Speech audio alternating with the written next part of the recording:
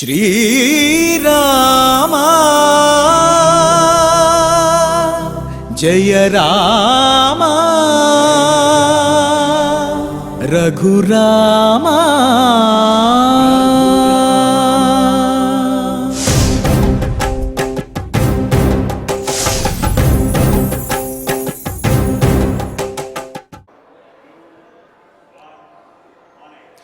ओं नमो वेंकटेशाय कंजातपत्राय तलोचनाय कर्णावतंसोज्ज्वलकुण्डलाय कारुण्यपात्राय सुवंशजाय नमोस्तु रामाय सलक्ष्मणाय।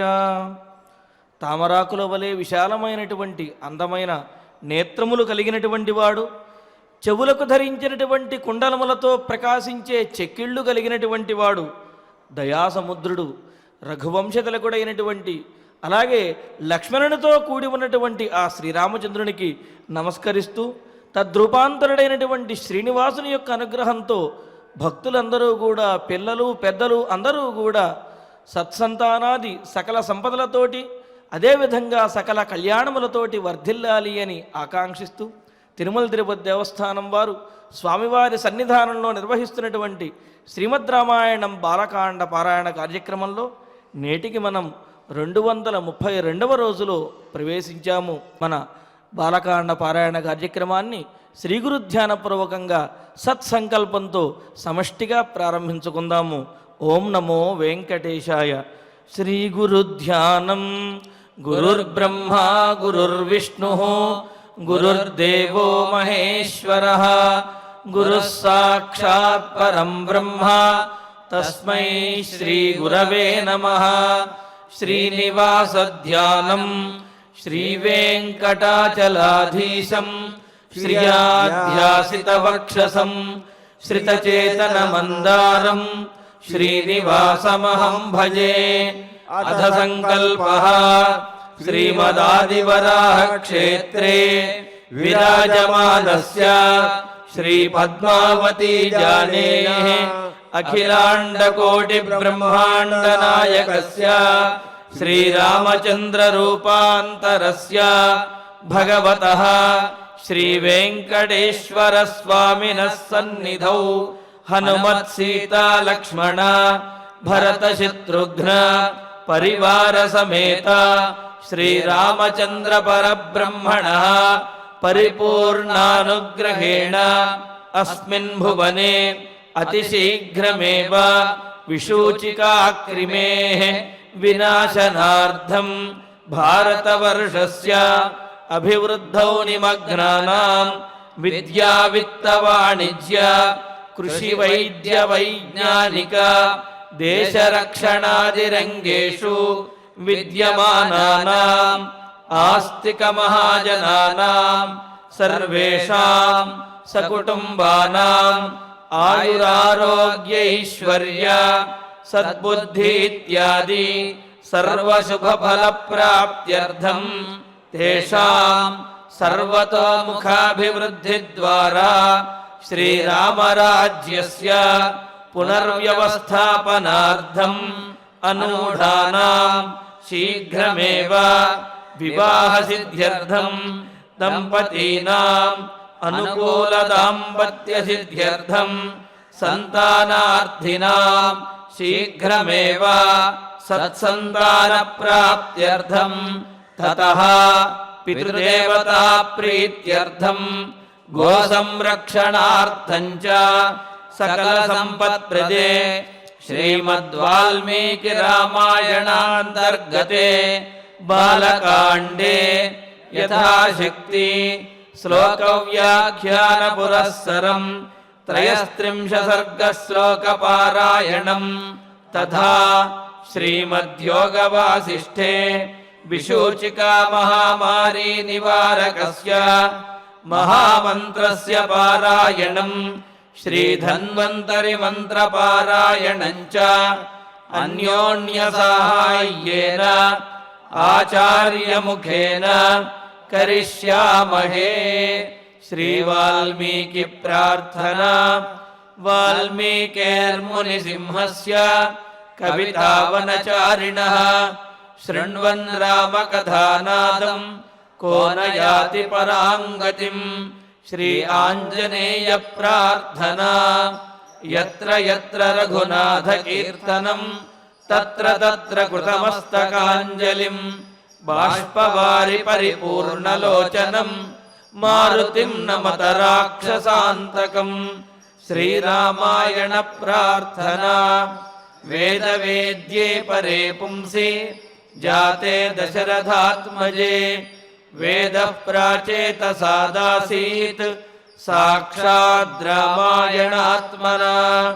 శ్రీరామ ప్రార్థనా. ఆపదామపహర్తారం దాతారం సర్వసంపదాం లోకాభిరామం శ్రీరామం భూయో భూయో నమామ్యహం. శ్రీరామచంద్ర పరబ్రహ్మణే నమః. అథ శ్రీమద్ రామాయణే బాలకాండే త్రయస్త్రింశः సర్గः. శ్రీ గురుభ్యో నమః. శ్రీ వెంకటేశ చరణౌ శరణం ప్రపద్యే.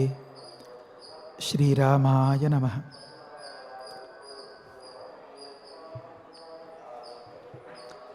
ఏతస్మిన్నేవ కాలే తు చూలీ నామ మహామునిః ఊర్ధ్వరేతా శుభాచారః బ్రాహ్మణ్ తప ఉపాగమత్.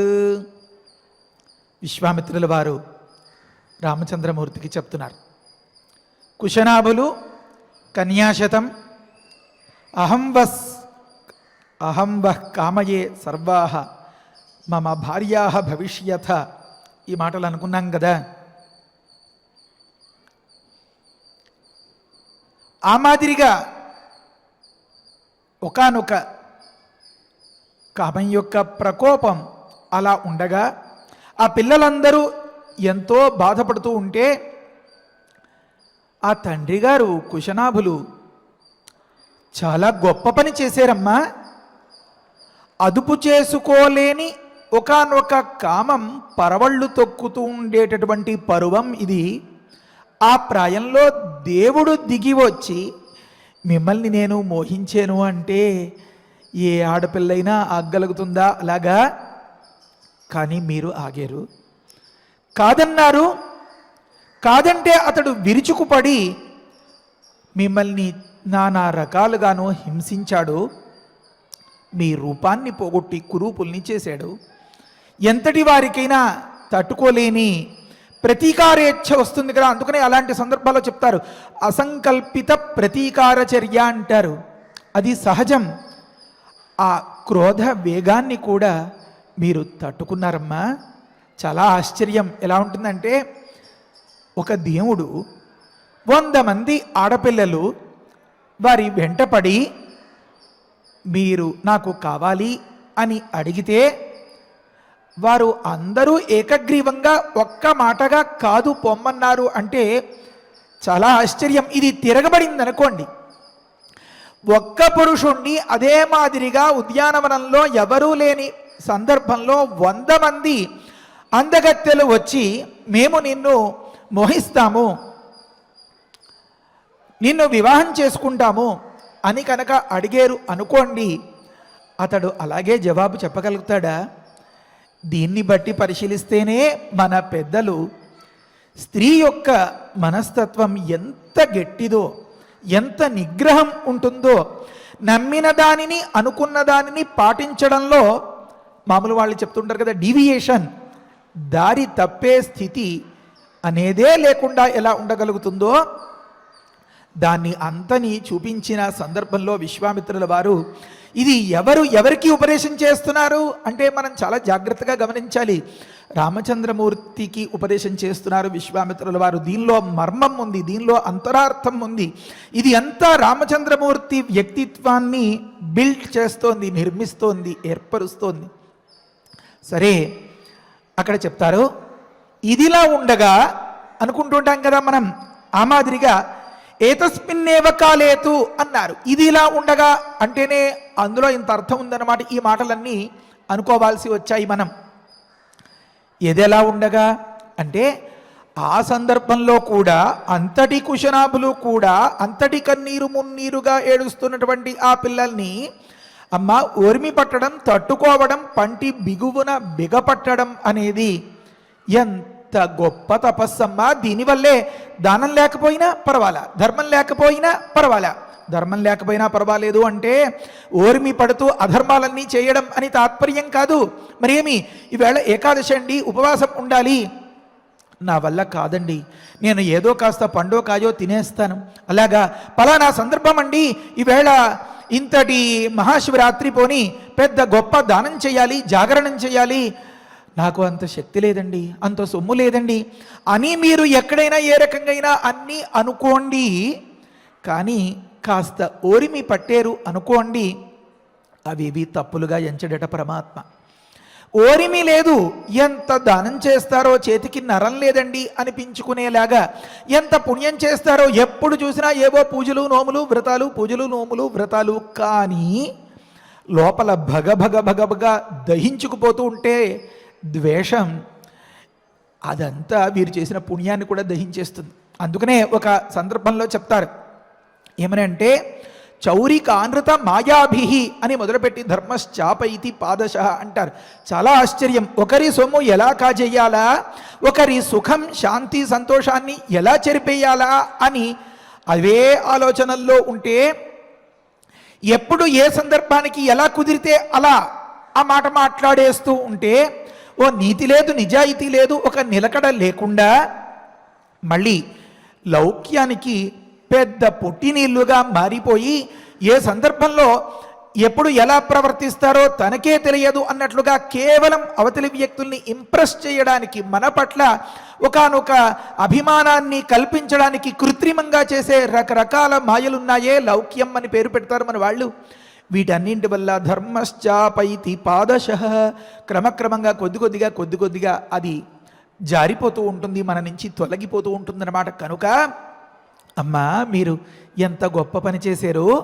దేనివల్ల అయితే సకల ప్రపంచము నిలబడి, దేనివల్ల అయితే ఈ భూమి క్షమ అని సర్వం సహా అనే పేరు తెచ్చుకుందో, అలాంటి ఓరిమిని మీరు పట్టేరమ్మా. మీ సహజంగా మీ వయస్సు వల్ల వచ్చేటటువంటి కామ వేగాన్ని మీరు నియంత్రించుకున్నారు. వాడు బాధపడుతూ ఉంటే దాన్ని తట్టుకున్నారు తప్ప అతడి మీద తిరగబడలేదు. చాలా జాగ్రత్తగా గమనించాలి. ఒక చిన్న మాట ఏమంటే, ఒకనొక న్యాయాలయానికో లేకపోతే ఇంకొక సందర్భంలోనే ఏదైనా పోలీస్ స్టేషన్కి వెళ్తారనుకోండి, అయ్యా వాడు నన్ను చాలా హింసించాడు, ఈ రకంగా కష్టపెట్టాడు, అలాగా అంతా చెప్తారనుకోండి. ఆహా అలాగా మరి మీరేం చేశారు అని అన్నారనుకోండి, నేను కూడా లాగి ఒక్క లెంపకాయ కొట్టేనండి అన్నాడు అనుకోండి, అయితే చెల్లు వెళ్ళరండి అనేస్తాడనమాట. అలా కాకుండా, అయ్యా నా తప్పేమీ లేకుండా నా మీద దౌర్జన్యంగా దాడి చేసి ఇలా ప్రవర్తించిన సందర్భంలో నన్ను రక్షించేవారు ఎవరు లేక మిమ్మల్ని ఆశ్రయించి రక్షణ కోరుతున్నాను అని అన్నారనుకోండి, ఈ కేసు బలమైందేనండి ఖచ్చితంగా, ఇతడిది ఏ తప్పు లేదు అని మన వాళ్ళు ఎంచుతూ ఉంటారే. అంటే నిష్కారణంగా ఏ అపరాధం లేకుండా అవతలివాడి కనుక మన మీద దాడి చేస్తే ఆ కేసు చాలా బలంగా ఉంటుంది అని అంటారే, అతడికి శిక్ష పడడంలో ఆ మాదిరిగా ఈ కన్యాశతం అందరూ ఒక్క మాటగా ఉండి ఏ చిన్న తప్పు చేయకుండా ఆ తండ్రి దగ్గరకు వచ్చి, నాన్న జరిగింది ఇది అని చెప్పి వాపోయిన సందర్భంలో ఆ తండ్రి గారు మీరందరూ ఏకాభిప్రాయంతో ఇలా ఉండడం చాలా గొప్పమ్మా అని చెప్పి సముదాయించి ఒక చిన్న పని చేశారు అని అనుకున్నాం. ఏమా పని అది చెప్పదలుచుకునే ఈ మాటలన్నీ మాట్లాడుతున్నాను. అంటే మంత్రులతో సమావేశాన్ని ఏర్పరచుకున్నారు. ఏతస్మిన్నేవ కాలేదు నాన్నగారు అంటే తండ్రి గారు, రాజుగారు, కుశనాభులు సమావేశ మందిరంలో ఒక సుదీర్ఘమైనటువంటి మంతనాల్లో ఉన్నారు. పాపం ఇక్కడ వీరి బాధల్లో వీరున్నారు. అలాంటి సందర్భంలో ఏతస్మిన్నేవ కాలేదు. మళ్ళీ ఇంకొక మాట, ఆ పరమాత్మ ఎప్పుడు ఏ పావు ఎలా కదపాలో ఈ జీవన చదరంగంలో మహానేర్పరి. ఆ సందర్భం అలా అంత గొప్పగా అలా రక్తి కట్టించి అలా పండిస్తూ ఉంటాడు అన్నమాట. కనుకనే ఈ జగత్తు అనేటటువంటి నాటకాన్ని తనకు తగినట్లుగా, అంటే తన ఆలోచనకు తగినట్లుగా ఆడించేటటువంటి ఆ సూత్రాన్ని పట్టుకుని తెర వెనుక అదృశ్య రూపంగా ఉండి నడిపించేటటువంటి జగన్నాటక సూత్రధారి కనుక ఆ స్వామి మన నాథుడు ఒక ఆలోచన చేశాడు. ఏతస్మిన్నేవ కాలేతు అంటే సందర్భాలు అలా అలా కలిసి వస్తూ ఉంటాయి అన్నమాట. ఏతస్మిన్నేవ కాలేతు ఇదే సమయంలో ఒకానొక మహాముని ఉన్నారు. వారి పేరు చూలి అని పేరు పెట్టారు. చూలిన్ శబ్దం అన్నమాట. కనుక ఈ కుశనాభులు నా పిల్లల్ని ఎవరికి ఇచ్చి దానం చేయాలి అని ఆలోచించేటటువంటి సందర్భంలో ఏతస్మిన్నేవ కాలేతు అక్కడ ఇంకొక మాట మనం మొన్నటి రోజున అనుకున్నాం కూడా. ఏమండి వీళ్ళందరూ ఇంత కష్టపడి అయ్యో కుయ్యో అని ఇంతలా బాధపడుతూ ఉంటే పిల్లలంతా వీళ్ళకి పెళ్ళి ఎలా చేయాలి, పెళ్ళి ఎవరితో చేయాలి, ఏ సమయంలో చేయాలి, ఇలా విచారణ మొదలుపెట్టారు ఏంటండి. ముందు అవతలవాడు ఎవడో అతడి మీదకి వెళ్ళి సంగతి తేల్చి అతడికి తగిన విధంగా శిక్ష ఇచ్చి అలా అలా అలా ఉండాలి కదా. కాదు. ఎందుకు కాదు? అలా చేయలేదు. చేతకాక కాదు. త్రిదశ విక్రమ అని అనుకున్నాం. త్రిదశులు అంటే దేవతలు. ఆ దేవతలతో సమానమైన విక్రమం పరాక్రమం కలిగిన వారు కుశనాభులు. మరి ఏం చేశారు? ఆ శ్లోకంలో ఉంది. అసలు వాల్మీకి రామాయణంలో ఎన్నెన్ని రహస్యార్థాలు, ఎన్నెన్ని గొప్ప విశేషాలు గమనించండి. ఆ వేళ ఏమని అనుకున్నాం? దేశకాలౌ ప్రధానస్య సదృశే ప్రతిపాదనం. దాన్ని అంతని విచారించారట.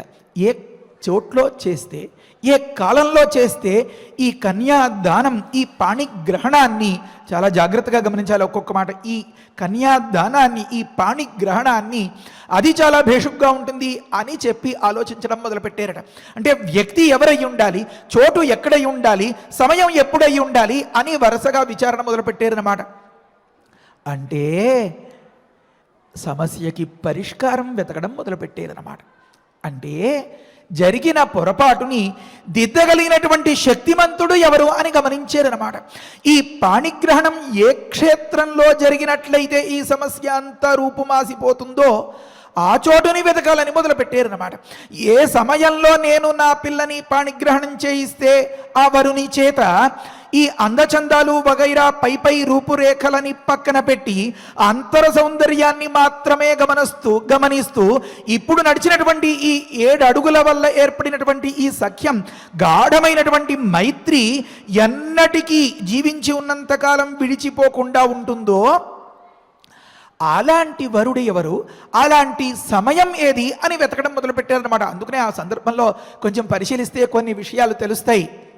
ఏమనంటే స్త్రీలకు ముఖ్యంగా గురుబలం ఉండేలాగా, ఆడవారికి ఆ పురుషులకు రవిబలం ఉండేలాగా, ఈ ఇద్దరికీ కూడా చంద్రబలం ఉండేలాగా అలాంటి ముహూర్తం ఎన్నుకని గొప్ప దివ్యమైనటువంటి శుభఘడియలో సుముహూర్తే సావధాన శుభలగ్నే సావధాన అని మన వాళ్ళు చెప్తూ ఉంటారు కదా. ఆ మాదిరిగా కనుక పాణిగ్రహణం జరిపిస్తే ఈ సమస్య అంతా తీరిపోతుంది. చదువుకున్న వారికి బోళ్ళు విశేషాలు తెలుస్తాయి కదండి. విజ్ఞానం, విచక్షణ, వివేకం ఉన్నవారికి తొందరపాటు కాకుండా ఆలోచన ఉంటుంది కదండి. ఆ ఆలోచనే భగవంతుడు కదండి. ఆ భగవంతుడి రూపంలో ఆ ఆలోచనే మనల్ని నిలబెట్టి రక్షిస్తుంది కదా కొన్నిసార్లు.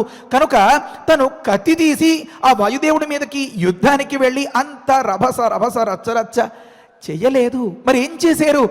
ఆలోచనం చేశారు, మంతనం చేశారు. ఎవరితో చేశారు? దారేపోయే ప్రతివాడి దగ్గర అయ్యో ఇలా జరిగింది అని ఉసూరుమంటూ కాళ్ళు చాపుకుని విధరుకు మీద కాకుండా మంచి సలహాదారులు ఎవరో, మంచి యోగ్యులు ఎవరో, మంచి విద్వాంసులు ఎవరో, తన మేలుని తన మేలుగా భావించేటటువంటి స్నేహితులు ఎవరో. అర్థమైంది కదా నా మాట? మరి కవిత్వం ఎక్కువైపోతుందా? ఇది కవిత్వం ఏం కాదు, ఏదో అనిపించింది చెప్పేశాను. యువతలి వ్యక్తి ఎవరు సలహా అడుగుతున్నారో అతడి మేలుని చెప్పేవాడి మేలుగానే భావిస్తేనే అంత హృదయపూర్వకంగా మాట్లాడగలుగుతారు. ఎందుకంటే తర్వాతి కథంతా గమనిస్తే వాళ్ళు ఎలాంటి సలహా ఇచ్చారో మనకు అర్థమవుతుంది. అందుకనే వారు నిజంగా అంతటి ఆత్మీయులు అన్నమాట, అంతటి మిత్రులు అన్నమాట, అంతటి విలువైనటువంటి మంతనాల్ని జరిపించేటటువంటి మంత్రి మండలి అన్నమాట. సరే, వారితో విచారించారు. అంటే ఆ క్షేత్ర మహిమ వల్ల, ఆ కాల మహిమ వల్ల, ఆ చేయి పట్టబోయేటటువంటి ఆ వరుడు మొగుడు కాదండోయ్, శ్రేష్ఠుడైన వాడు, లోకోత్తరమైనటువంటి అంతర సౌందర్యం కలవాడు, లోకోత్తరమైనటువంటి ఇల్లాలి యొక్క అంతర సౌందర్యాన్ని గమనించగలిగిన వాడు, సత్పాత్రుడు ఎవరా అని సదృశే ప్రతిపాదనం అన్నారే. ఇది ఇంకా అద్భుతమైనటువంటి మాట. మళ్ళీ వెనక్కి వెళ్ళిపోతున్నామా అనిపిస్తుందా మీకు అందరికీ? కాదు కాదు. మరి చెప్పుకోబోయే కథలో బలం అంతా ఆ వెనకాల శ్లోకంలో ఉంది. అంటే సదృశుడైన వాడు, తగినవాడు, జోడు కట్టడానికి పరమయోగ్యుడు. అంటే ఏమి తాత్పర్యం? ఇంత వయస్సు ఉండాలి, ఇంత పొడుగు ఉండాలి, ఈ విధమైనటువంటి ఉద్యోగం చేయాలి. అది పెళ్ళికొడుకు వివరాలు పరిశీలించడం మొదలు పెడితే పెళ్లి కూతుళ్ళ అభిప్రాయాలన్నీ వరుసగా తెలుస్తూ ఉంటాయి. ఆ మాదిరిగానా? అవేవి కాదు.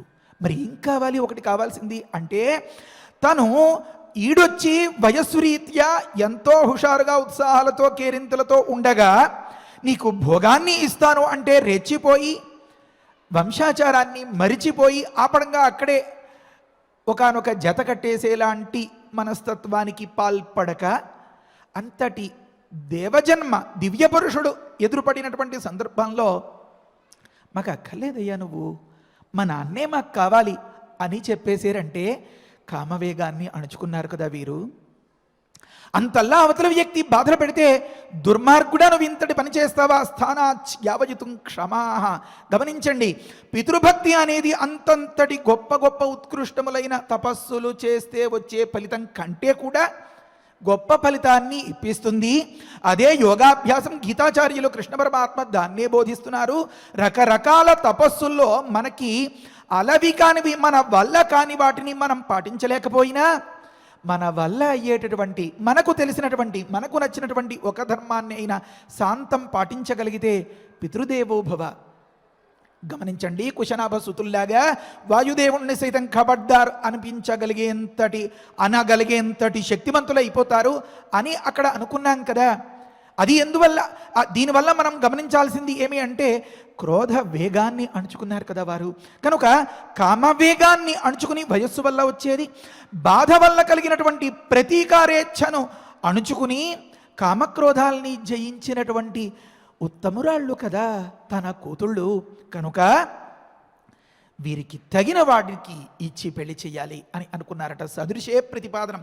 అంతటి తగిన వాడయి ఉంటే, వీరిద్దరినీ జతపరచడానికి తగినటువంటి క్షేత్రమై ఉంటే, ఇలాంటి శుభకార్యం జరిపించుకోవడానికి పరమయోగ్యమైనటువంటి శుభగడియ కనుక మనం సిద్ధం చేసుకుంటే అది ఖచ్చితంగా మనం ఊహించిన దానికంటే అద్భుతమైనటువంటి శుభ ఫలితం వస్తుందన్నమాట.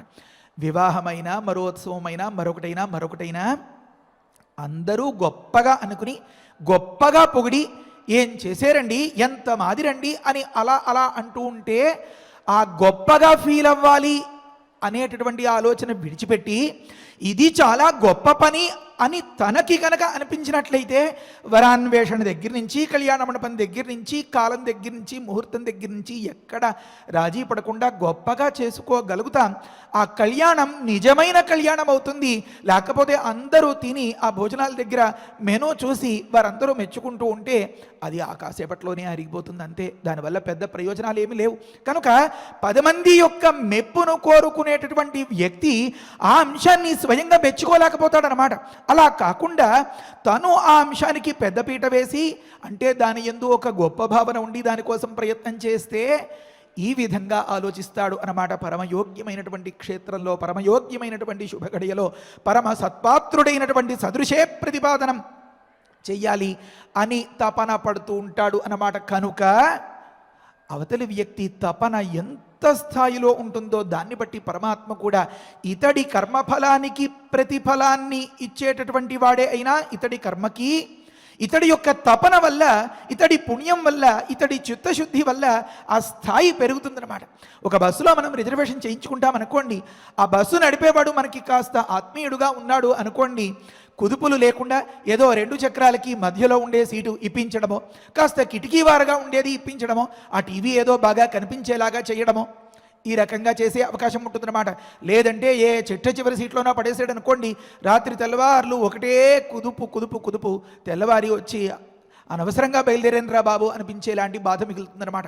అంటే రిజర్వేషన్ చేయించుకున్న వాళ్ళందరూ సమానంగానే ఉన్నా ఆ నడిపే నాయకుడు వీడు నావాడు అని కనుక మనల్ని భావిస్తే, మనం అలా భావించేలాగా కాస్త ప్రయత్నం చేసుకుంటే ఉన్నంతలో కొంచెం బెటర్ అంటారు కదా, ఉత్తమంగా ఉండేలాంటి చోటును ఇస్తాడనమాట. కనుక ఈ కుశనాభులు పడేటటువంటి తపనకు వీరి దగ్గర ఏ దోషమూ లేని నిర్దోషత్వానికి మెచ్చినటువంటి పరమాత్మ ఒక దగ్గర పావులు కదుపుతున్నాడు అనమాట. ఏతస్మిన్నేవ కాలేతు చూలీనామ మహాముని, ఒకానొక మహాముని ఉన్నారు. ఎటువంటి వారు వారు? ఊర్ధ్వరేతా శుభాచార బ్రాహ్మణ్ తప ఉపాగమతో. అన్ని పాఠాలే.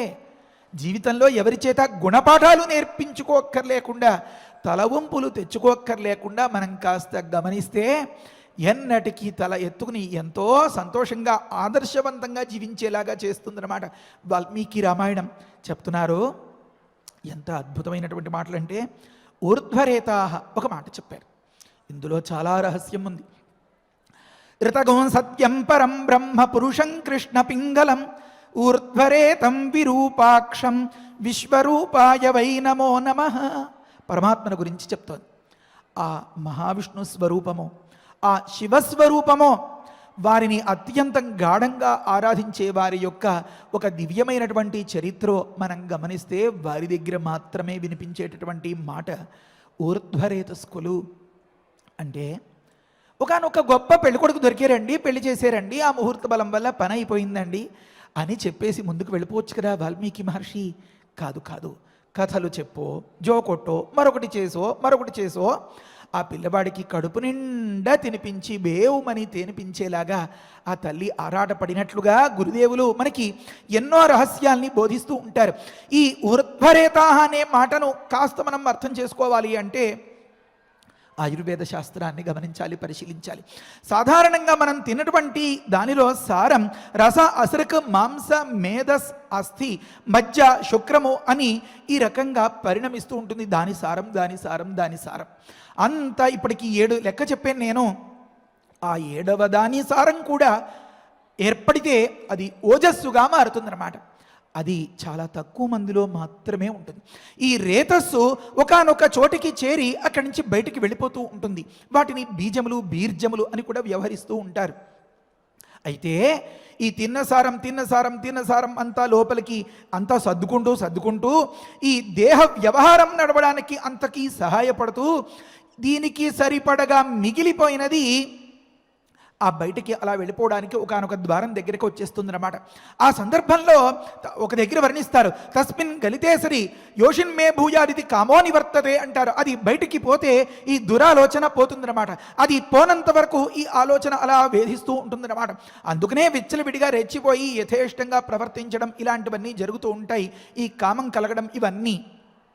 అలాంటి సందర్భంలో ఎవరైతే భయం వల్లనో బలవంతం వల్లనో కాకుండా కావాలనుకుని ఇష్టంగా కోరుకుని భగవంతుణ్ణి ఆరాధిస్తారో అలాంటి వారికి శరీరంలో సహజంగా ఏర్పడే ప్రక్రియే అయినా ఆ రేతస్సు దాని డైరెక్షన్, దిశానిర్దేశాన్ని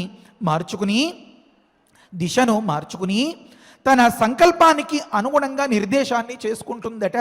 ఆ సందర్భంలో ఈ కిందికి ప్రవహించే స్వభావం ఉన్న రేతస్సు ఎలా అయితే ఒకానొక లాక్ దగ్గర ఆ గేటుని అలా కిందకి దించేసేమో అనుకోండి, ఆ వాటర్ లెవెల్ అంటారు కదా, నీటి మట్టం అలా పెరుగుతూ ఉంటుంది. నీటి మట్టం పెరుగుతుంది అంటే తాత్పర్యం ఏమి?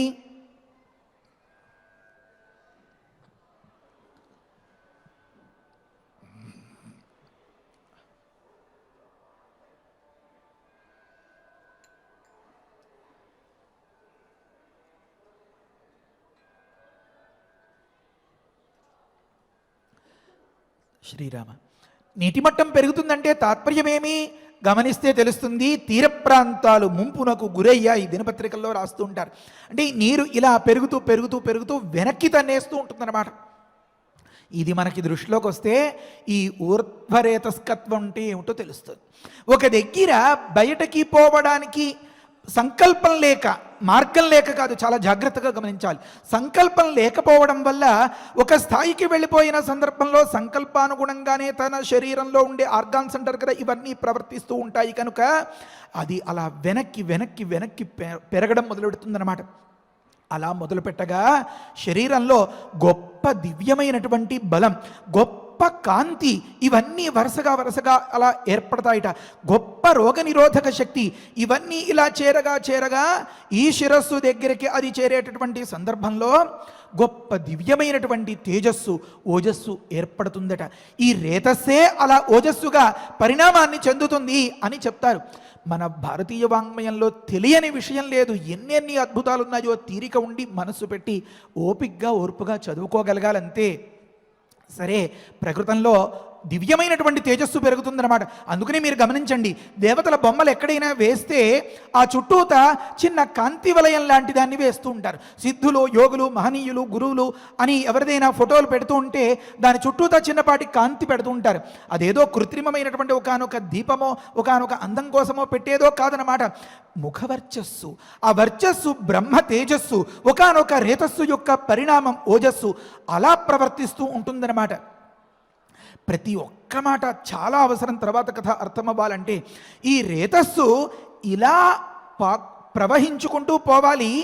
దానికి నిరోధం జరిగింది. కారణమేమి? సంకల్పం లేదు. ఎందుకు సంకల్పం లేదు అంటే ప్రాణాయామం చేసి ఊపిరి తీసుకోకపోతే విదలకపోతే చచ్చిపోతామేమో అనిపించేలాంటి స్థితిలో మిగతా వాళ్ళంతా ఉంటే దారిని ఆ ప్రాణములను కూడా ఆయామించి నియమించి ఎలా అయితే నిలకడగా తను అనుకున్నటువంటి ఆ భగవద్ధ్యానాన్ని చేస్తూ ఉంటారో యోగులైన వారు, అదే మాదిరిగా ఉన్న సందర్భంలో ఇతరములైనటువంటి ఆలోచనలన్నీ పోయి అతడికి ఒకానొక గొప్ప యోగం అనేది ఏర్పడుతుందో, ఆ యోగం అనగా చిత్తవృత్తి నిరోధము అని పతంజలి మహర్షి చెప్తున్నారు. కనుక ఈ చిత్తవృత్తి దీన్ని బయటకు పంపించాలి, దేహ సుఖం అనుభవించాలి అనేటటువంటి ఆలోచనే లేని సందర్భంలో ఇది పైకి పాకడం మొదలు పెడుతుందన్నమాట. ఆ సందర్భంలో ఆ దివ్యమైనటువంటి రేతస్సు ఓజస్సుగా పరిణమించి అది గొప్ప తేజస్సును కల్పిస్తుంది. కనుక ఈ మహానుభావులు ఊర్ధ్వరేతాః అని ఒక మాట చెప్పారు. తర్వాత శుభాచార, అలా ఉంటే చాలా బాగుంటుంది కదండి. అలా ఉంటే దివ్యమైనటువంటి శక్తులు వస్తాయి కదా. ఇవన్నీ చదివేసుకుంటాం అనుకోండి, మనకి ఫలశ్రుతి మీద చాలా మక్కువ ఉంటుంది. ఆ ఫలితం మీద ఆశ కొద్దీ ఏమేమో చేయాలని అని ఉంటుంది, కానీ తోచినట్లు చేసేస్తూ ఉంటాం. టీవీ పెట్టుకోవడం ఏదైనా కనిపిస్తే టీవీలో చెప్పారు ఈవేళ ఇలాగా పలానాలాగా, దాని పుట్టుపూర్వోత్తరాలేం, దానికి ప్రమాణం ఏమిటి?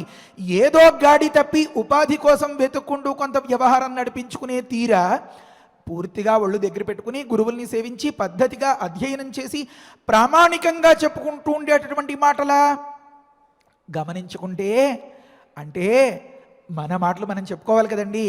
ఇది మన ఎస్విబిసి అయి ఉంటే, ఒక రకమైనటువంటి శ్రీవారి పరిపూర్ణ అనుగ్రహంతో నడుస్తూ ఉంటే, ఇంతటి మహావిద్వాంసులు గురుదేవులు అందరూ అండగా ఉంటే ఆ మాటలు ప్రామాణికంగా ఉంటాయి. దాన్ని పాటించడం మొదలు పెడితే మనకి గొప్ప తపస్సు వస్తుంది. అంతే తప్ప తోచినట్లుగా చేస్తే అది దుర్మార్గపు ఆచారం అయిపోతుంది, అది సదాచారం కాదు. మరి ఇక్కడ ప్రకృతంలో ఈ మహాముని ఏం చేశారండి? ఊర్ధ్వరేతాః శుభాచారః, పరమ పవిత్రమైనటువంటి ఆచరణ నడవడి. అంతేగాని తట్టినది తోచినది ఎక్కడో విన్నది యథేష్టంగా చేయదలుచుకున్నది కానీ కాదనమాట.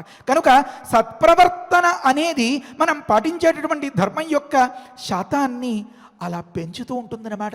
ఈ రేతస్సు ఎలా అయితే అధోముఖంగా పోవాల్సింది ఊర్ధ్వముఖమై అలా అలా ఏదో బీపీ చూస్తుంటే డాక్టర్ గారి దగ్గర ఒక పాదరసం లాంటిది ఏదో ఉంటుంది, అది అలా పెరుగుతూ పెరుగుతూ ఉంటుంది పైకి పైకి. అయితే అది ఒక చెడు సందర్భం అనుకోండి, అది పైకి పోయే కొద్దీ ఇతడి మనస్సులో పైకి పోతామేమో అని భయం వేస్తూ ఉంటుంది. ఇక్కడ ఇది వేరు, ఈ ఊర్ధ్వరేతస్సు వేరు ఈ సందర్భం. సరే, అతడు శుభాచార అంటే ఒక్క పాత్రను చెప్పడం కోసం వాల్మీకి మహర్షి ఎంత పునాది వేస్తారో, అసలు ఎంత అద్భుతమో, చాలా ఆశ్చర్యం. ఊర్ధ్వరేతాః శుభాచారాః అంటే మీకు అందరికీ తెలిసిన విషయమే. ఇలాంటి మహనీయుని వల్ల ఒకానొక దివ్యమైనటువంటి మూర్తికి ఆవిర్భావం జరుగుతుంది. అలాంటి మహనీయుడు చేపట్టడం వల్ల ఈ శతాంగనలు అందరూ కూడా వారి వాయుదేవుడు కల్పించినటువంటి ఆ దుర్మార్గానికి విడివడి ఆ వాయు ప్రభావం పోయి వాళ్ళందరూ సుఖంగా ఉంటారు. అంటే మళ్ళీ ఈ ఆందోళన టెన్షన్ తట్టుకోలేక చెప్పుతున్న దాన్ని అంతనీ కూడా మీరు నష్టపోతారేమో అనే ఉద్దేశంతో ముందు విషయం చెప్పేస్తున్నారు. చాలామందికి తెలిసిందే కథ సుఖాంతం. ఇది మొట్టమొదటి మాట. ఇతడు ఊర్ధ్వరేతస్కుడు. ఎందుకని? శుభాచార, ఈ సత్ప్రవర్తన అనేది, నియమనిష్టలు అనేవి తన భక్తిని తన పుణ్యాన్ని స్థాయిని పెంచి గొప్ప హాయిగా మనం పాటించగలిగేలాగా చేస్తాయి అన్నమాట. ఇది చాలా గుర్తుపెట్టుకోవలసినటువంటి అంశం. శుభాచార, మంచి ఆచరణ మంచి నడవడి ఉన్నంత మాత్రం చేత సరిపోదు. నేను ఎవరికి ఏ హాని కలిగించను, అది మంచి నడవడి అని ఎవరండి ప్రమాణీకరించేది, సర్టిఫై చేసేది ఎవరు? వేదం చేయాలి. చెప్తున్నారు అక్కడ. బ్రాహ్మంతప ఉపాగమదు, ఇది ఇంకా అద్భుతమైనటువంటి మాట. బ్రహ్మ అనగా పరమాత్మ, ఆ పరమాత్మను ప్రతిపాదించేటటువంటి వేదం కూడా బ్రహ్మ. బ్రహ్మ సంధత్తం తన్మే జన్మతం అనే దగ్గర విద్యారణ్య భాష్యంలో దీన్ని అంతని చాలా గొప్పగా వివరిస్తారు. బ్రహ్మ అనగా పరంబ్రహ్మ పరమాత్మ, ఆ పరమాత్మను మనకి తెలియజేసేటటువంటి శబ్దరూపంగా ఉన్నటువంటి వేదం ఏదైతే ఉందో అది కూడా బ్రహ్మ. అందుకనే శబ్ద బ్రహ్మ అని పిలుస్తారన్నమాట. ప్రతిపాద్య ప్రతిపాదకములకు అభేదము అని శాస్త్రజ్ఞులు చెప్తూ ఉంటారన్నమాట. ఆ సందర్భంలోనే ఆ వేదమంత్రమంతే పరిపూర్ణమైనటువంటి భక్తి విశ్వాసాలతో వాటిని అనుష్ఠిస్తూ నిరంతరం స్వాధ్యాయ తపస్సు చేసేటటువంటి బ్రాహ్మణోత్తములు కూడా బ్రహ్మ అనే శబ్దం చేత చెప్పబడతారన్నమాట. ఎన్ని తాత్పర్యాల్ని మనస్సులో పెట్టుకుని వాల్మీకి మహర్షి ఒక మాట అన్నారు, బ్రాహ్మమైన తపస్సును పొందేరు అని ఒక మాట చెప్పారు. అంటే ఆ పరమాత్మను ప్రతిపాదించేటటువంటి వేదాలను వల్లెవేసేటటువంటి ఆ వేద విధులు ఉపదేశం చేసినటువంటి తపస్సును ఆచరించేరు అని తాత్పర్యం అన్నమాట. ఎంత గొప్పగా చెప్తారంటే వేద విహితమేవ ఉపాసనం అని అక్కడ వ్యాఖ్యానంలో రాశారు. వేదంలో చెప్పిన దానినే, అంటే ఏదో పుకిట పురాణాలుగా ఏదో చలామణి అవ్వాలని ఏదో ఒక విధంగా ఈ వస్తువుని మీ ఇంట్లో కనుక పెట్టుకున్నట్లయితే, దీనిని ఇక్కడ తాకినట్లయితే ఇంకా మీ ఇంట్లో అదే అను. ఏమిటి అదే, ఏమిటి ఇక్కడ తాకినట్లయితే, ఏమిటి అక్కడ పెట్టుకున్నట్లయితే, ఆ లోపల చెప్పలేనంతటి ఉత్కంఠ. అదంతా శాంతంగా చూడాలి. అంతా చిట్ట చివరి ఆ విషయం ఏదో చెప్పే క్షణం ముందు ఈ కార్యక్రమం మీకు నచ్చినట్లయితే ఆ పక్కనే ఉన్నటువంటి బెల్ల నొక్కండి, ఈ లోపు పాలవాడు బెల్ల నొక్కుతాడో అయిపోతుంది. ఇంకేం చేసేది? చిట్ట చివరికి ఏదో చిన్న అంశం అన్నమాట. ఆ మాదిరిగా కాకుండా పూర్తిగా అన్ని విశేషాంశాలే, అన్ని రహస్యాలే, అన్ని ప్రమాణాలే, అన్ని అవసరాల్ని తీర్చేటటువంటి మన విజ్ఞానాన్ని, మన వ్యక్తిత్వాన్ని దానికి వికసింపచేసి దాన్ని మనల్ని తీర్చిదిద్దేటటువంటి అంశాలే అయితే అది బ్రాహ్మణ్ తప ఉపాగమదు. ఇప్పుడు మీరందరూ చేస్తున్నటువంటి తపస్సు అదే అన్నమాట. కనుక అలాంటి వేదవిహితమైనటువంటి గొప్ప తపస్సును చేసెను, గొప్ప ఉపాసనను చేసెను, గొప్ప మంచి పుణ్యాన్ని చేసెను అని చెప్పారన్నమాట ఆ సందర్భంలో. అందుకని అతడు వేదవిహితమైనటువంటి మార్గంలో వెళ్ళినందుకు వారు శుభాచారులు. వేదవిహితమైనటువంటి మార్గంలో ఎక్కడ తన సొంత ఆలోచనలకి కాకుండా పెద్దలు చెప్పిన దానినే నమ్మి నడిచినందుకు వారు సృష్టి తిరగబడిందా అన్నట్లుగా ఊర్ధ్వరేతస్కులు అయ్యారన్నమాట. కనుకనే వారు మహామునులు అయ్యారన్నమాట. కనుక ఇప్పుడు మనం గమనించుకోవాలి, పెద్దలు చెప్పిన దానిని, వేదాల్లో ఉన్నటువంటి దానిని పరిపూర్ణమైనటువంటి భక్తి శ్రద్ధలతో చెప్పలేనంత విశ్వాసంతో పాటిస్తే మనం కూడా ఊర్ధ్వరేతస్కులము అని చెప్పుకోవచ్చో లేదో కానీ మహాముని శుభాచార అవుతామా కామా? ఆ సందర్భంలో తప్యంతం తమ ఋషిం తత్ర గంధర్వీ పర్యుపాసతే సోమదా నామ భద్రంతే ఊర్మిళ తనజా తదా. ఏమి కొంతసేపు చెప్పుకుందామా, మరి ఆపేద్దామా? ఇక్కడ స్వామి ఇంకొక 2 శ్లోకాలు చెప్తాను. ఏమనంటే ఇక్కడ పెద్ద కథలో మలుపు.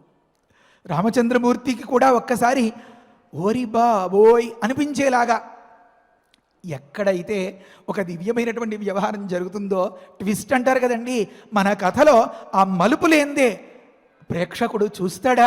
అందుకనే దర్శకులు అలా అలా రకరకాలుగా వ్యవహారాలు చేస్తూ ఉంటారు. మరి వాల్మీకి మహర్షి ఈయన పెద్ద ఆదికవి కదండి, ఎంతో దర్శనీయమైనటువంటి శ్రవ్యకావ్యాన్ని రచించినటువంటి మహనీయులు వారు.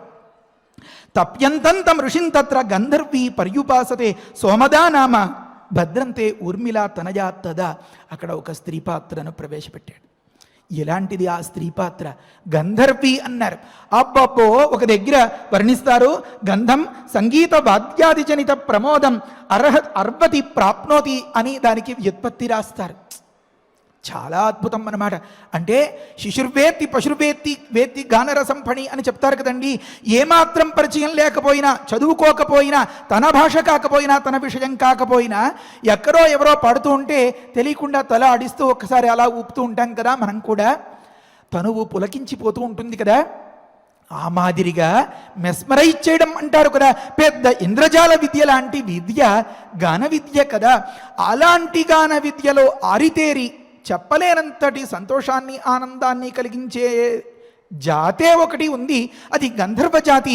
ఆ గంధర్వ కన్య ఒకరు ప్రవేశించారు అక్కడ. వాల్మీకి మహర్షి చెప్పినటువంటి ఒక గొప్ప పాత్ర ఏమనంటే, ఆమె పేరు చెప్తున్నారు. గంధర్వీ పర్యుపాసరే సోమద నామ.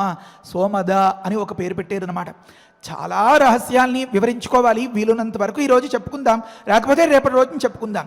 మరి ఈరోజే పూర్తి చేసేస్తే ఒక రకంగా పసందుగా ఉండొచ్చు. రేపటి రోజున మొదలు పెడితే మళ్ళీ మధ్యంతరంగా ఎవరో టీవీ పెట్టుకుని ఏదేదో చెప్తున్నారు, నిన్నటి రోజున చెప్పిందే మళ్ళీ చెప్తున్నారు అని అపోహపడితే చాలా నష్టపోతారన్నమాట. చాలా ప్రశాంతంగా సావధానంగా విని ఒక రకంగా మీ మెమరీకి, మీ జ్ఞాపక శక్తికి పెద్ద పరీక్ష. ఈరోజు నడుస్తున్నటువంటి ఈ పట్టుగా ఉన్నటువంటి ఈ కథ తాలూకు ఈ బిగిని 24 గంటలు ఓరిమి పట్టి రేపు ఉదయం దాకా మీరు కాచుకుని వేచుకుని గమనించి తర్వాత దాన్ని అర్థం చేసుకోవాలి.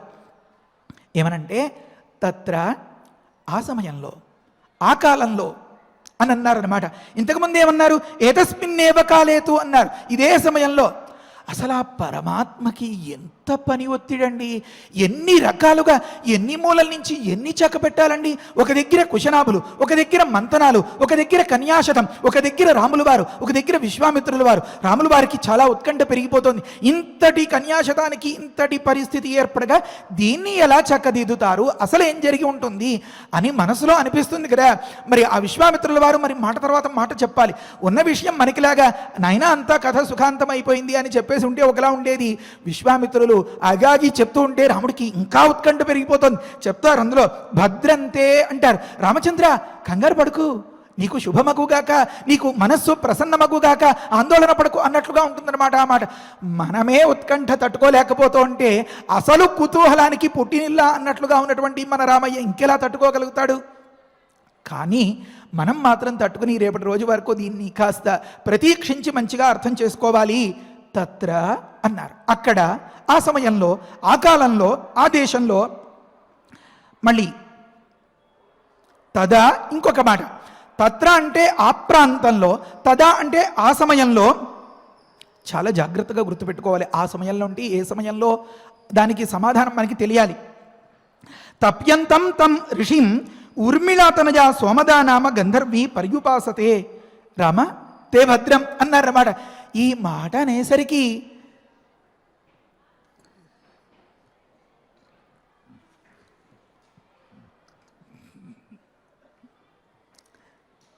రాముల వారికి అయ్య బాబోయ్ అనిపించేసేలాగా ఉందన్నమాట. ఇంతింతటి ఊర్ధ్వరేతస్కుడిగా తపస్సు చేస్తున్నాడు. ఒక గంధర్వి ప్రవేశించింది అక్కడ ఆ పాత్ర అనేసరికి, ఎలాంటి సందర్భంలో అవతల వ్యక్తి ఎలా ఉన్నారు? ఏదైనా సుఖంగా మళ్ళీ ఒక గృహస్థ ధర్మాన్ని పాటించడం మొదలుపెట్టారా ఇద్దరూ కలిసి? కాదు.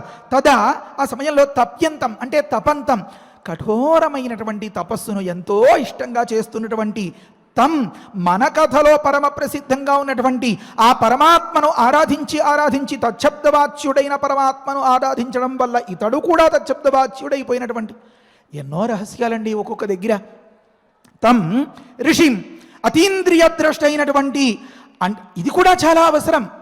అతీంద్రియ ద్రష్ట అంటే ఈ కన్ను అనేటటువంటి తేజస్సు, ఒక కాంతి ఎంతవరకు ప్రసరిస్తుందో అంతవరకే ఆ విషయాన్ని గమనించి క్యాప్చర్ చేసి మనస్సుకి అందిస్తుంది. ఈ మనస్ సహాయంతో వ్యవహారం జరుగుతుంది. అది వెళ్ళలేని చోటికి కూడా వెళ్ళి స్కాన్ చేయగలిగినటువంటి, లోపల ఉన్నదాన్ని గమనించగలిగినటువంటి శక్తి, ఇంద్రియ శక్తి ఎవరికి ఉంటుందో వారిని ఋషి అనాలన్నమాట. ప్రతి మాట తర్వాతి మాటకు, తర్వాత రాబోయే శ్లోకానికి ఒక ముఖ్యమైనటువంటి అంశం అన్నమాట. ఈ విషయాలన్నీ అర్థం చేసుకుంటేనే చిరిగిపోయినటువంటి 10 రూపాయల కాగితం అని పడేసుకోకుండా వెంట పెట్టుకుంటే కోట్లు కలిసి వచ్చినట్లుగా హవాలా పద్ధతి అంటారు కదా, ఆ మాదిరిగా మనం ఆ తర్వాత రాబోయే అంశాలన్నింటినీ ఈ 10 రూపాయలని జత చేసుకుని చూసుకుని చదువుకున్నప్పుడు ఆహా అనిపించేలాగా ఆనందంగా ఉంటుందన్నమాట. గమనించాలి.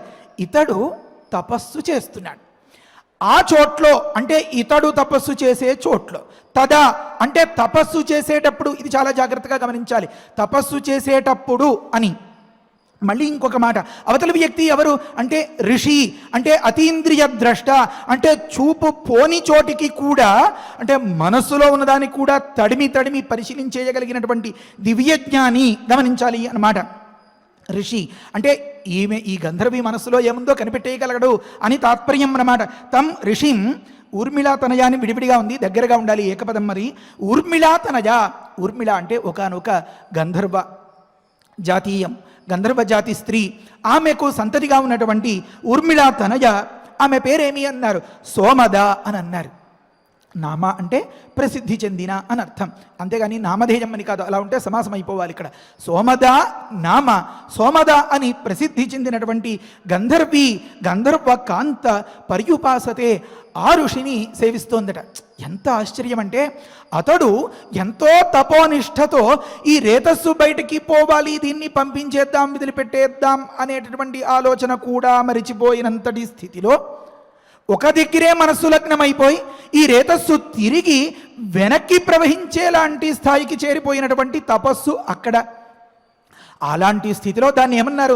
బ్రాహ్మణ్ తప ఉపాగమతు, ఒక గొప్ప ఉపాసనం చేశాను అని అన్నారు. ఈ గంధర్వకాంత అంతకు మించి అతడిని ఉపాసనం చేస్తోంది అని అన్నారు.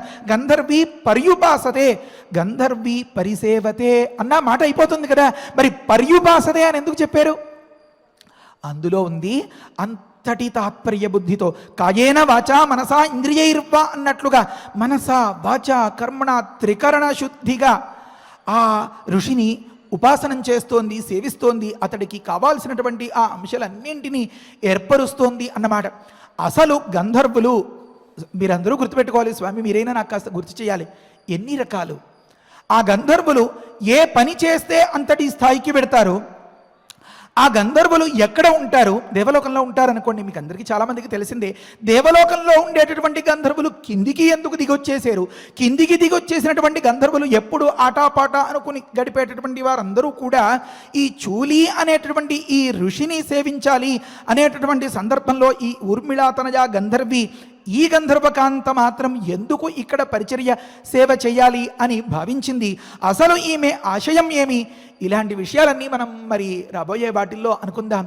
మరి ఈ వేళకి సమయం అయిపోయింది కదా, అందుకని ఇంతటితో కొంతవరకు ఆపి తరువాయి దానికోసం మరునాటి ప్రవచనానికి ఎదురు చూద్దాం. ఆ శ్రీరామచంద్రమూర్తి సకల శ్రేయస్సులను ప్రసాదించి మనల్ని అందరినీ అనుగ్రహించి రక్షించుగాక.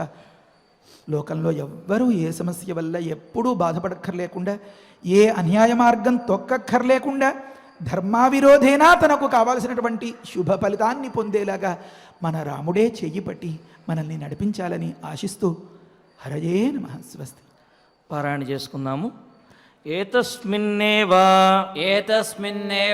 కాలేతు చూలీ నామ మహామునిః ఊర్ధ్వరేతాః శుభాచారః బ్రాహ్మం తపః ఉపాగమత్ తప్యంతం తమృషిం తత్ర గంధర్వీ పర్యుపాసతే సోమదా నామ భద్రంతే ఊర్మిళా తనయా తదా ఇత్యార్షే శ్రీమద్ రామాయణే బాలకాండే त्रयस्त्रिंशे सर्गे శ్లోకద్వయం వాయుదేవుడి చేత పీడించబడినటువంటి, అంటే కురూపులుగా చేయబడినటువంటి తన పుత్రికలను చూచినటువంటి కుశనాభుడు ప్రతీకారాచ్యతోటి రగిలిపోకుండా దానికి తగినటువంటి తరణోపాయాన్ని చెయ్యాలి అనుకున్నారు. అంటే ప్రతీకారం గనక తీర్చుకున్నట్లయితే కేవలము క్రోధము మాత్రమే చల్లారుతుంది తప్ప వీరికి కలిగినటువంటి నష్టము ఏమాత్రమో నివారించబడదు. అందుకని ప్రతీకారము కంటే కూడా వీరికి కలిగినటువంటి నష్టాన్ని పూరించడము, అంటే దానికి తరణోపాయాన్ని సూచించడమే ముఖ్యంగా భావించినటువంటి ఆ కుశనాభుడు అందరినీ సంప్రదించి వీరికి తగినటువంటి వరునికి ఇచ్చి వివాహం చెయ్యాలి అని అనుకున్నారు. ఎందుకు అంటే స్త్రీలకు వివాహంతో అనేకమైన దోషములు నివారించబడతాయి అని మనకు శాస్త్రం చెబుతున్నది. కావున వీరికి కలిగినటువంటి ఈ కురూపము ఇవన్నీ కూడా తొలగిపోవాలి అంటే ఎటువంటి ఉత్తముడైనటువంటి వరునికి వీరిని కన్యాదానముగా ఇస్తే వీరికి కలిగినటువంటి ఆపద తొలుగుతుంది అని భావించి అందరితో కూడా మంతనములు చేస్తూ ఉన్నాడు, యోగ్యులైనటువంటి వారితో. ఇంతలో చూలి అనే ఒకనొక మహర్షి తపస్సు చేస్తూ ఉన్నారు. మరి ఆ విశేషాలన్నీ కూడా రేపటి రోజు ప్రవచనంలో మనం తెలుసుకుందాము. ఇక ఇప్పుడు ఫలశ్రుతి నుండి మంగళాంతం వరకు మనందరము కలిసి పారాయణ చేద్దాము. ఫలశ్రుతి కుటుంబ వృద్ధిం ధనధాన్య వృద్ధిం స్త్రియశ్చ ముఖ్యా సుఖముత్తమంచ శ్రుత్వా శుభం కావ్యమిదం మహార్థం ప్రాప్నోతి సర్వాం భువి చార్థ సిద్ధిం. శ్రీరామచంద్ర పరబ్రహ్మణే నమః. అథ శ్రీమద్యోగవాసిష్ఠే ఉత్పత్తి ప్రకరణే ఏకోనసప్తతితమః సర్గః. శ్రీవసిష్ఠ ఉవాచ అథ వర్షసహస్రేణ తాం పితామహ ఆయయౌ దారుణం హి తపస్సిద్ధ్యై విషాగ్నిరపి శీతలః మనసైవ ప్రణమ్యైనం సా తథైవ స్థితా సతి కో వరః క్షుచ్చమాయాలం ఇతి చింతాన్వితాభవత్. ఆస్మృతం ప్రార్థయిష్యేహం వరమేకమిమం విభుం అనాయసీ చాయసీ చ స్యామహం జీవసూచికా.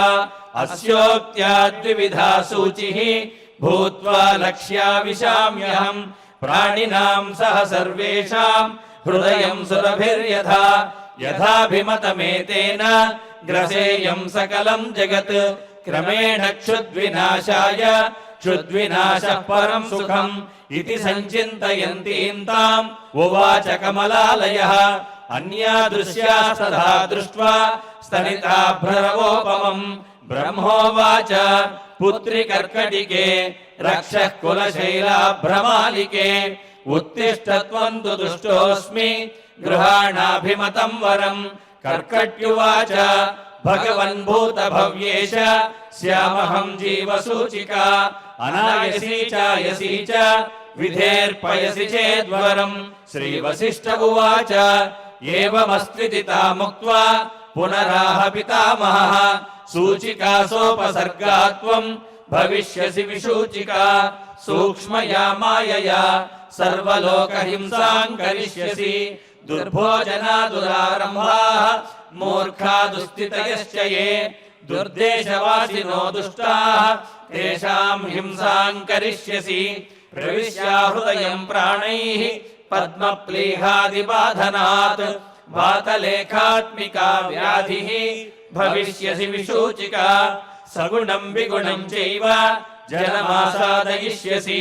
గుణాన్విత చికిత్సార్థం మంత్రోయంతుమయోచ్యతే. బ్రహ్మోవాచ హిమాద్రేరుత్తరే పార్శ్వే కర్కటీ నామ రాక్షసి విశూచికాభిధానా సా నామ్నాప్యన్యాయబాధికా. తస్యాః మంత్రః ఓం హ్రీం హ్రాం హ్రీం రాం విష్ణుశక్తయే నమః. ఓం హ్రీం హ్రాం హ్రీం రాం విష్ణుశక్తయే నమః. ఓం హ్రీం హ్రాం హ్రీం రాం విష్ణుశక్తయే నమః.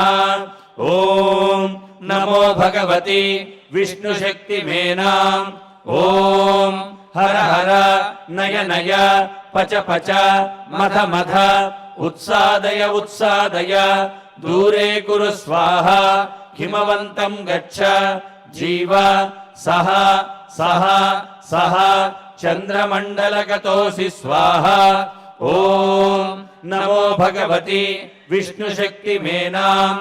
ఓం హర హర నయ నయ పచ పచ మథ మథ ఉత్సాదయ ఉత్సాదయ దూరే కురు స్వాహ. హిమవంతం గచ్చ జీవ సహ సహ సహ చంద్రమండలగతోసి స్వాహ. ఓం నమో భగవతి విష్ణుశక్తిమేనాం. ఓం హర హర నయ నయ పచ పచ మథ మథ ఉత్సాదయ ఉత్సాదయ దూరే కురు స్వాహ. హిమవంతం గచ్చ జీవ సహ సహ సహ చంద్రమండలగతోసి స్వాహ. इति मन्त्री महामन्त्रं न्यस्य वामकरोदरे मार्जयेदातुराकारं तेन हस्तेन संयुतः हिमशैलाभिमुख्येन विधृतां तां विचिन्तयेत् कर्कटीं कर्कशाक्रन्दां मन्त्रमुद्गरमर्दिताम् आतुरं चिन्तयेच्चन्द्रे रसायन हृदि स्थितम् अजरामरणं युक्तं मुक्तं सर्वाधिविभ्रमैः साधको हि शुचिर्भूत्वा स्वाचान्तस्सु समाहितः क्रमेणानेन सकलां प्रोच्छिनत्ति विशूचिकाम् इति गगनगतः त्रिलोकनाथः गगनगसिद्धगृहीत सिद्धमन्त्रः गतः उपगतशक्रवन्द्यमानः निजपुरम् अक्षयम् आयम् उज्ज्वलश्रीः इति श्रीमद्योगवासिष्ठे उत्पत्तिप्रकरणे 169तमः सर्गः। अथ धन्वन्तरि ध्यानम् अच्युतानन्द गोविन्द विष्णो नारायणामृत रोगान्मे नाशयाशेषान् आशु धन्वन्तरे हरे आरोग्यं दीर्घमायुष्यम् बलं तेजोधियं श्रियं स्वभक्तेभ्यो नु गृह्णन्तम् वन्दे धन्वन्तरिं हरिं धन्वन्तरेरिमं श्लोकं भक्त्या नित्यं पठन्ति ये अनारोग्यं न तेषां स्यात् सुखं जीवन्ति ते चिरम्। ॐ नमो भगवते वासुदेवाय धन्वन्तरये अमृतकलशहस्ताय वज्रजलौकहस्ताय सर्वामय विनाशनाय त्रैलोक्यनाथाय महाविष्णवे स्वाहा।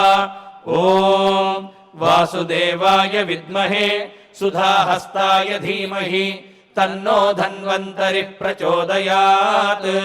अथ नवग्रह प्रार्थना आरोग्यं पद्मबन्धुर्वितरतु नितरां सम्पदं सीतरश्मिः भूलाभं भूमिपुत्रः सकलगुणयुतां वाग्विभूतिं च सौम्यः सौभाग्यं देवमन्त्री रिपुभयशमनं भार्गवः शौर्यमार्किः दीर्घायुः सैंहिकेयः विपुलतरयशः केतुः आचन्द्रतारम् अरिष्टानि प्रणश्यन्तु दुरितानि भयानि च शान्तिरस्तु शुभं मेस्तु ग्रहाः कुर्वन्तु मङ्गलम्।